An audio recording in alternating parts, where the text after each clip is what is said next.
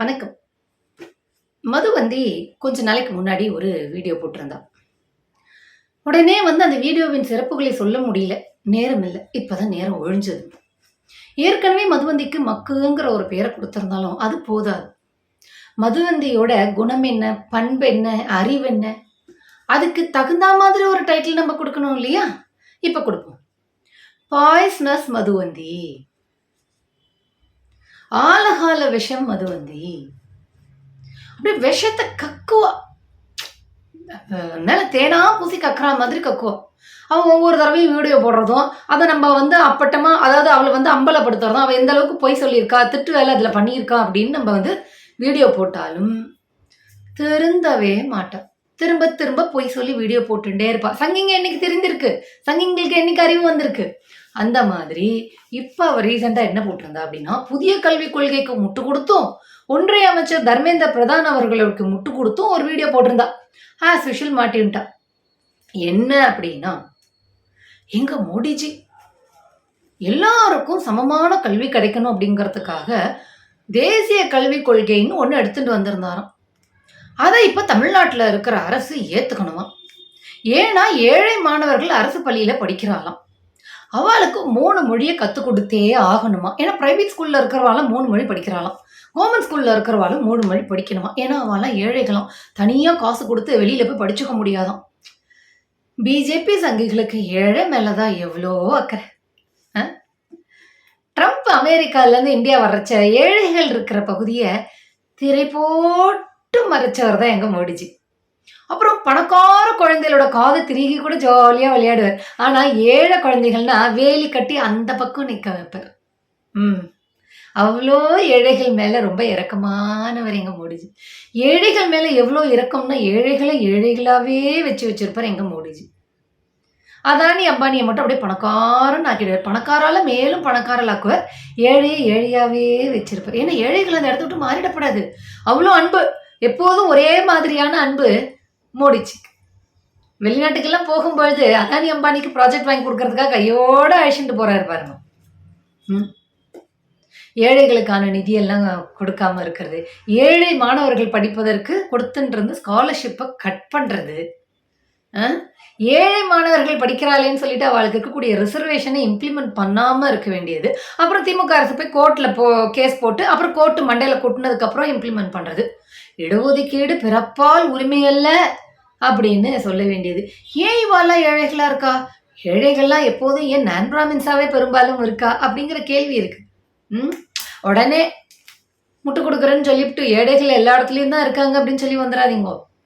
ஜாதியால் புறக்கணிக்கப்பட்டவர்கள் ஏழையாக இருப்பதற்கும், முற்பட்ட ஜாதி என்று தங்களை காலம் காலமாக நிலைநிறுத்தி கொண்டவர்கள் ஏழையாக இருப்பதற்கும் நிறைய டிஃபரன்ஸ் இருக்கு.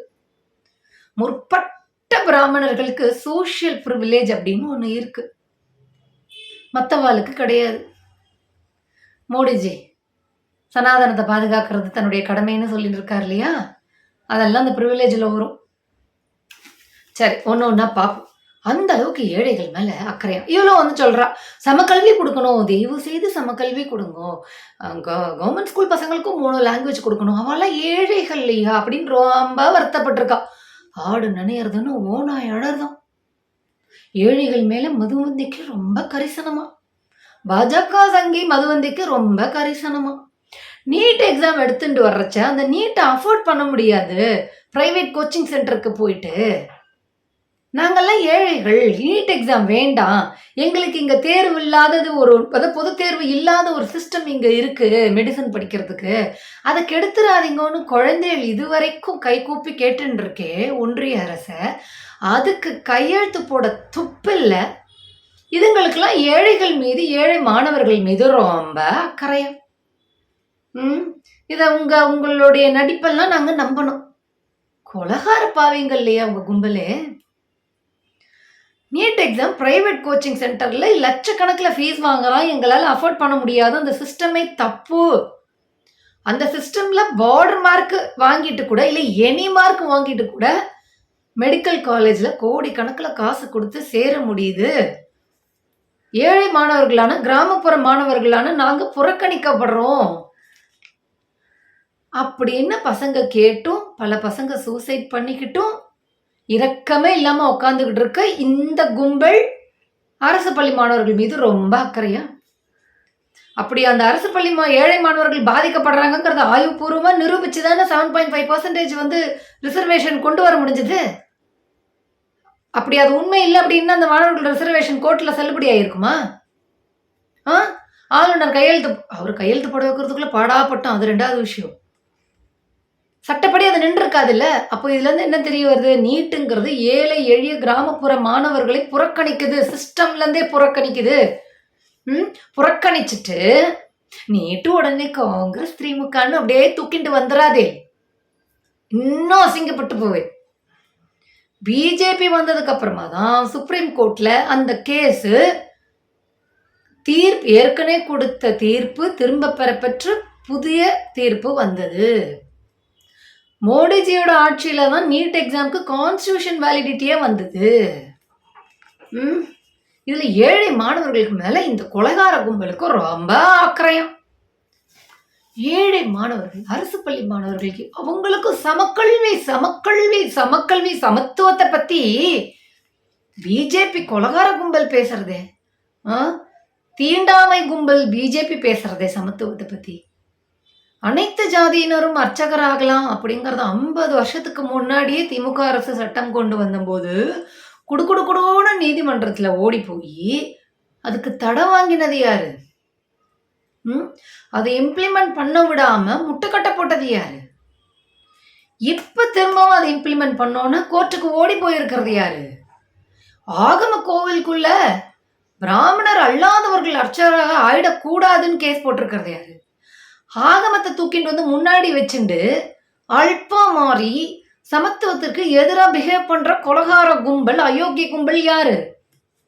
இதுல சமக்கல்வி மேல இந்த சனாதன கும்பல், சங்கி கும்பலுக்கு ரொம்ப அக்கறையம்.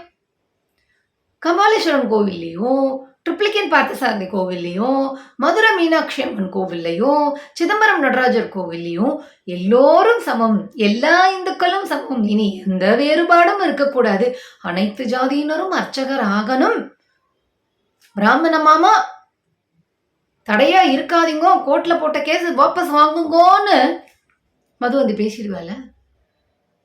எல்லாரும் சமக்கல்வி கொடுக்கணுமா? இவ எல்லாரும் சமம்னு சொல்லாது இந்த சங்கி கும்பல். சமக்கல்வி, எல்லாருக்கும் சமக்கல்வி கொடுக்கணும், எல்லாரையும் சமம்னு நினைக்கக்கூடிய புத்தி இருக்கா முதல்ல உங்களுக்குலாம்? தாம்பராஜ் நாராயணன் நீங்க ஒரு கூட்டம் போட்ட இல்லையா, அதே மேடையில் தான் இருந்தார். இந்த சமக்கல்வி கொடுக்கணும்னு ஓடி வந்து வீடியோ போட்டாலே மதுவந்தி வாய திறந்தாலே போய் தான். ஏன்னா வேங்க வெயிலுக்கு 10 வீடியோ போட்டேன், நான் தேடி பார்த்தா ஒரு வீடியோ கூட கிடையாது. சமத்துவத்துக்காக வீடியோ போட்டதா சரித்திரமே கிடையாது. எங்க சொல்லிடுவால? தாம்பராஜ் நாராயணன் வெஜிடேரியன் சாப்பிட்றவாலும் நான் வெஜிடேரியன் சாப்பிட்றவாலும் கல்யாணம் பண்ணிட்டா பிறக்கிற குழந்தை பிளேடு பக்கரியா பிட் பாக்கெட்டா பிறக்கும்னு சொன்னாலே அதை இது வரைக்கும் கண்டிச்சு ஏதாவது ஒரு வீடியோ போட்டிருப்பால? போட மாட்டேன். எப்படி போடுவா? அதனாலதான் சொன்ன பாய்ஸ்னஸ் மதுவந்தி அப்படின்னு. இந்த கும்பலுக்கு ஏழை மாணவர்கள், அரசு பள்ளி மாணவர்கள் மேல ரொம்ப அக்கறையம். அந்த மாணவர்களுக்கு கொடுக்க வேண்டிய நிதியை நிறுத்தி வச்சிருக்காரு மோடி. அதை கேட்கறதுக்கு இவளுக்கு வக்கில்ல, அறிவில்லை, துணிச்சல் இல்லை. பிஎம் ஸ்ரீக்கும் எஸ்எஸ்சி ஸ்கீமுக்கும் சம்பந்தமே கிடையாது. ஆனா இதுக்காக காசை நிறுத்தி வச்சிருக்க. ஜனநாயகத்துக்கு எதிராக, அரசியலமைப்பு சட்டத்துக்கு எதிராக நடந்துக்கிறதெல்லாம் கேள்வி கேட்கறதுக்கு இவளுக்கு துப்பு கிடையாது. அதையெல்லாம் பேசிடுவால, அவ எங்க பேச போறா? அடுத்தது இந்த சமக்கல்வி வேணும் அப்படின்னு இவ சொல்றா இல்லையா? நான் அந்த தர்மேந்திர பிரதான் முடிச்சுட்டு வர. இவ என்ன சொல்றா? தர்மேந்திர பிரதான் தமிழ்நாடு வந்து பொய் சொல்றது, புதிய கல்விக் கொள்கையை ஏத்துண்டது ஃபர்ஸ்ட், அதுக்கப்புறம் இல்லைன்னு சொல்றான்னு சொல்லிட்டு இவ ஒரு பேப்பரை எடுத்து படிச்சா. ஒரு பேப்பரை எடுத்து படிச்சா இன்னொரு பேப்பரை எடுத்து படிக்கிறதுக்கு மறந்துட்டான்னு சொல்ல மாட்டேன், மறைச்சிட்டான். ஏன்னா அந்த அளவுக்கு சூது நிறைஞ்ச புத்தி. என்னன்னு பார்த்தீங்கன்னா, தமிழ்நாடு அரசு ஒன்றிய அரசுக்கு எழுதின அந்த லெட்டரோட டேட்டு, ஏன்னா அதை மட்டும் தூக்கிட்டு வந்துடுறா எல்லாரும். 15/3/2024. அதுல அவர் என்ன எழுதியிருக்காருன்னா, இந்த லெட்டர் தான் மதுவந்தி ஃபர்ஸ்ட் படிக்கிறார். With reference to your letter dated 23/2/24 அப்படின்னு சொல்லிட்டு ஒன்றிய அரசுக்கு சொல்றாங்க. அவங்க வந்து ஒரு லெட்டர் கொடுத்துருக்காங்க. அந்த லெட்டரை மென்ஷன் பண்ணிட்டு I would like to inform that the state of Tamil Nadu is very keen to sign the MOU for establishing the PM Shri schools in the state. நீங்க ஒரு லெட்டர் அமைச்சிருக்கீங்க. அதன் மூலியமா நாங்க என்ன தெரிவிக்க விரும்புறோம்னா, இந்த PM Shri's இந்த ஸ்டேட்ல எஸ்டாப்ளிஷ் பண்றதுல ஆர்வமாக இருக்கிறோம். In this regard, இது தொடர்பாக a state level committee headed by school education secretary, ஒரு ஸ்டேட் லெவல் கமிட்டியை அமைச்சிருக்கிறோம். Based on the recommendation of the committee, அந்த கமிட்டி சொல்வதன் அடிப்படையில் நாங்கள் வந்து அமைச்சிருக்கிறோம். அந்த கமிட்டியின் பரிந்துரையின் அடிப்படையில் நாங்கள் இந்த MOU சைன் பண்ணி அனுப்புகிறோம். நெக்ஸ்ட் அகாடமிக் இயர்லேயே 2024-25 இம்ப்ளிமெண்ட் பண்ணுறோம். எப்படி இம்ப்ளிமெண்ட் பண்ணுறோம்னு சொன்னாங்க. ஒரு கமிட்டி அமைச்சிருக்கோம். அந்த கமிட்டியினோட ரெக்கமெண்டேஷன் அடிப்படையில் அடுத்த வருஷம் நாங்கள் அதை எடுத்துக்கிறோம் அப்படின்னு சொன்ன லெட்டரை வந்து இவ படித்தா.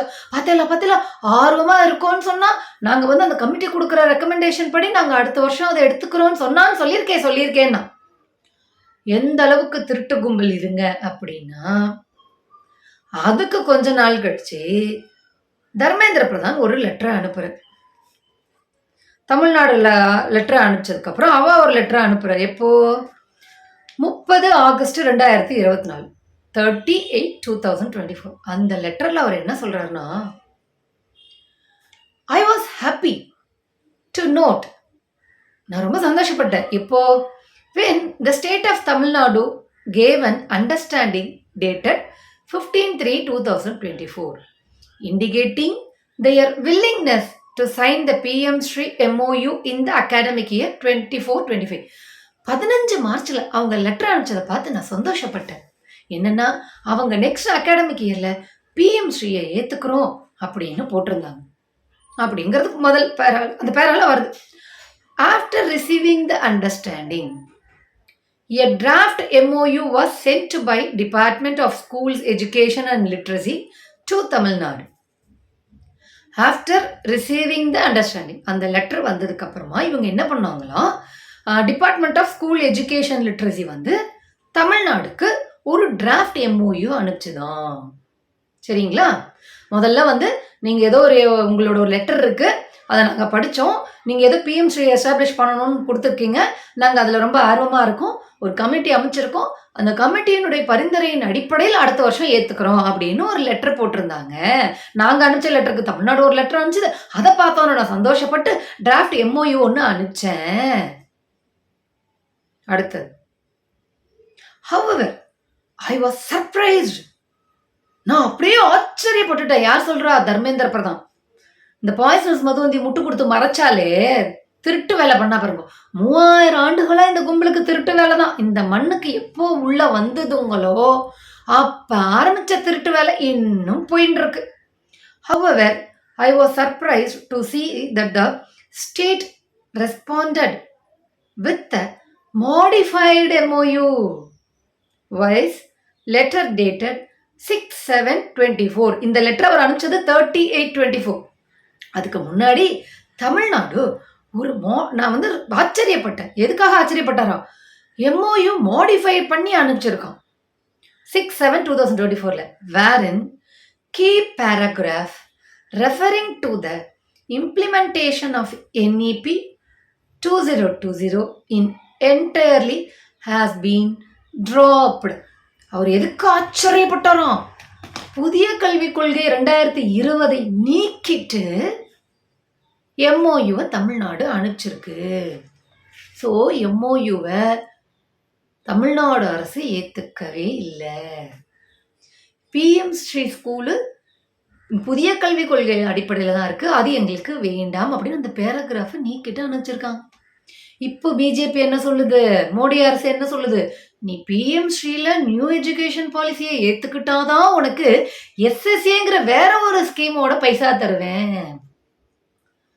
இது எவ்வளோ ஒரு அயோக்கியத்தனமான, ஜனநாயகத்திற்கு எதிரான, ஒரு மாநிலத்திற்கே எதிரான, மாநில உரிமைக்கு எதிரானது அப்படிங்கிறது அயோக்கிய கும்பல், பாய்சனஸ் கும்பல், ஆரிய சனாதன விஷச்செடி சங்கி கும்பல், மதுவந்தி போல இருக்கிறவங்களுக்கு தெரியும், தெரிஞ்சே பண்ணுவா. ஏன்னா அந்த ஆரிய சனாதன கும்பலோட புத்தி அந்த மாதிரி. வந்தேரியா வந்தா என்ன வேணா பண்ணலாம் இல்லையா, என்ன வேணாலும் பேசலாம் இல்லையா, இருக்கிற இடத்துக்கு தகுந்தா மாதிரி வேஷம் போட்டுண்டு எப்படி வேணாலும் இருக்கலாம். எப்பவும் அதிகாரத்துல ஒட்டின்னு இருக்கணும், இங்க இருக்கக்கூடிய மக்களுக்கு எதிராகவே இருக்கணும், சமத்துவத்திற்கு எதிராகவே இருக்கணும். அந்த நேஷனல் எஜுகேஷன் பாலிசில தான் சமக்கல்வி சமக்கல்வி எல்லாருக்கும், அரசு பள்ளி மாணவர்களுக்கும் மும்மொழி கத்துக் கொடுக்கணும்னு மோடிக்கே ரொம்ப ஆசையம். ஏழை மக்கள் மேல, இந்த ஏழை மக்கள் மேல இவங்க என்ன அயோக்கியத்தனம் பண்ணிட்டு இருக்காங்கன்னு நம்ம தான் கண்கூடா பார்த்துட்டு இருக்கிறோம். விலைவாசியை உயர்த்தணும், மானியம் கொடுக்கப்படாது, ரேஷன் அரிசியில மானிய விலையில் பொருட்கள் கொடுக்கப்படாதுன்னு சொல்லிட்டு என்னென்னலாம் பண்ணிட்டு இருக்கிறீங்க நீங்க. கல்வியை மேம்படுத்துறாளாம், அதுக்காக புதிய கல்விக் கொள்கைன்னு ஒண்ணு கொண்டு வந்திருக்காளாம். அதுல எத்தனை திருட்டு வேலை. 5ஆம் வகுப்பு வரை தாய்மொழியிலேயே கல்வி பயிற்றுவிக்கப்படும் அப்படிங்கிறதுக்கு எழுதியிருக்காளாம். பாதி சொல்றதுங்கிறது அரை உண்மை என்னைக்குமே சரியானதா இருக்காது இல்லையா. அடுத்தது சொல்லணும் இல்லையா, அடுத்த லைனு வேறெவர் பாசிபிள். எனக்கு இதுல 2 கேள்வி இருக்கு. வேறெவர் பாசிபிள்னா என்ன அர்த்தம்? 5ஆம் வகுப்பு வரைக்கும் தாய்மொழி கல்வியில தாய்மொழியிலேயே நீங்க கல்விய சொல்லி கொடுப்பீங்க. அதுக்கப்புறம் அங்க ஒரு கேள்வி, அங்க ஒரு டாட் இருக்கே, அங்க ஒரு கொஸ்டின் மார்க் இருக்கே.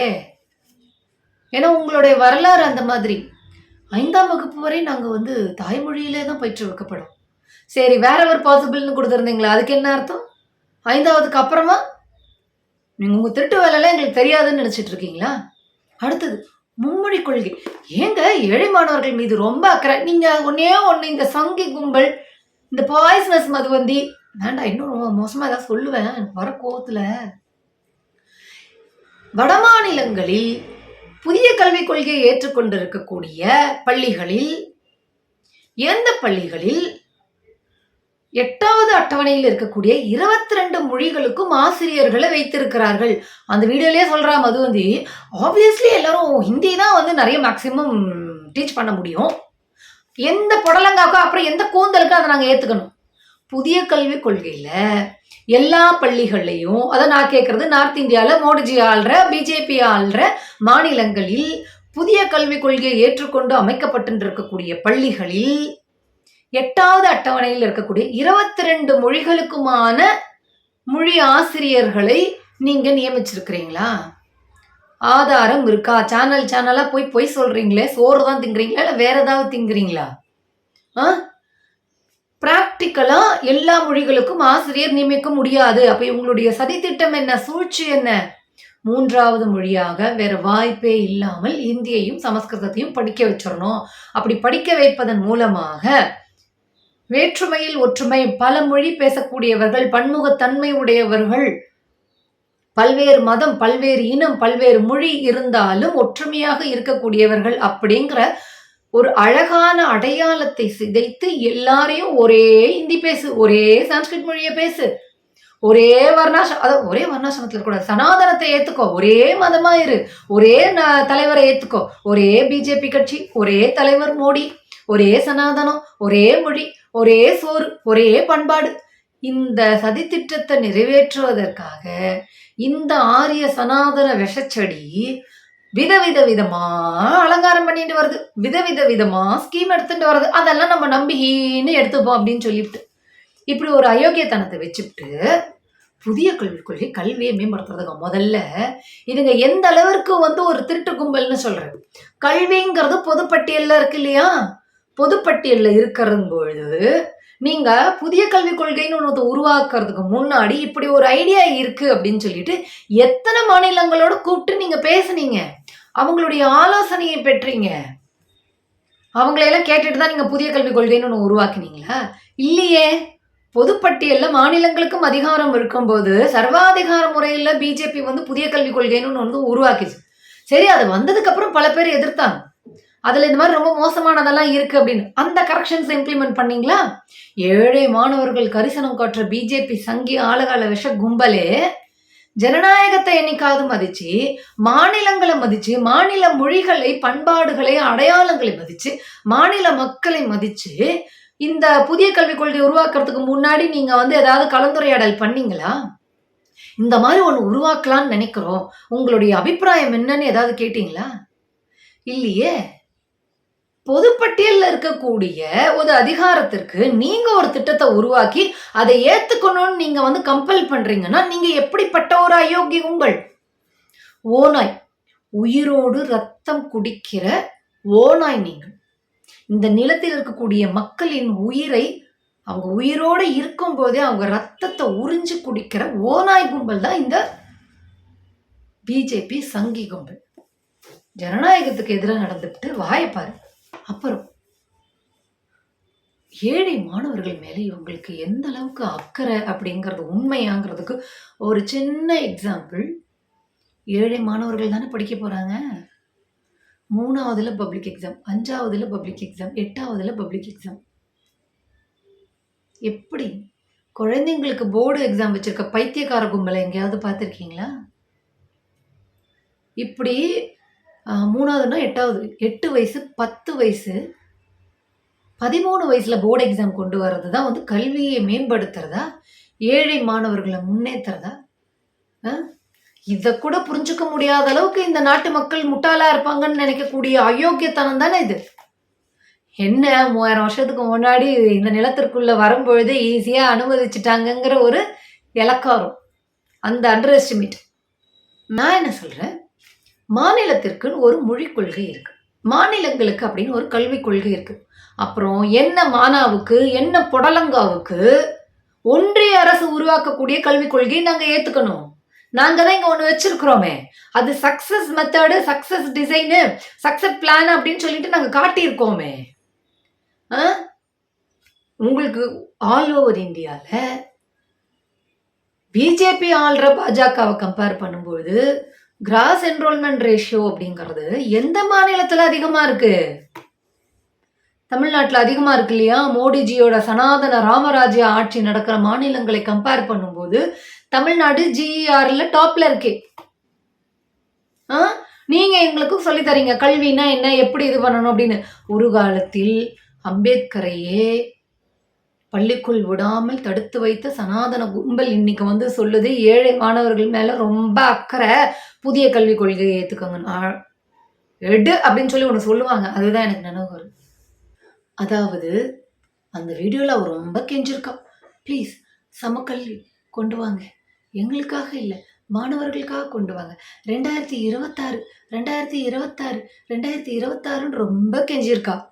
எது மக்கு பாஜக கும்பலுக்கு, ஆரிய ஆலகால விஷம் பாஜக கும்பலு, அதானி அம்பானியை மட்டும் வாழ வச்சு ஏழைகளை ஏழைகளாவே வச்சிருக்க கூடிய பாஜக கும்பல், நிதியை தடுத்து வைக்கிறது, நீதியை மறுக்கிறது, கோர்ட்ல போய் போனா கூட அதெல்லாம் நாங்க கொடுக்க முடியாதுன்னு சொல்றது, 7.5 லட்சம் கோடி ரூபாய் ஊழல் பண்ணிட்டு கமக்கமா பொத்திக்கிட்டு இருக்கிறது, அப்புறம் பெண்களை பிஜேபி வெப்சைட்லயே தரம் தாழ்ந்து எழுதி வச்சிருக்கக்கூடிய புராண இதிகாசங்களை பெருமையா போட்டு வைக்கிறது, அப்புறம் கான்ஸ்டியூஷனை ரீப்ளேஸ் பண்ணி மனுஸ்மிதியை எடுத்துட்டு வரணும்னு நினைக்கக்கூடிய இந்த ஆழகால பாஜக கும்பலுக்கு ஒற்றுமை அப்படின்னாலே உதறிண்டு எல்லாத்தையும் அழிச்சிட்டு யூனிஃபார்மிட்டி ஒரே மாதிரியே இருக்கணும்னு திருட்டுத்தனமா சட்டத்திட்டங்களை எடுத்துட்டு வர இந்த பிஜேபி கும்பலுக்கு ஏழை மாணவர்கள் மேல ரொம்ப அக்கறை.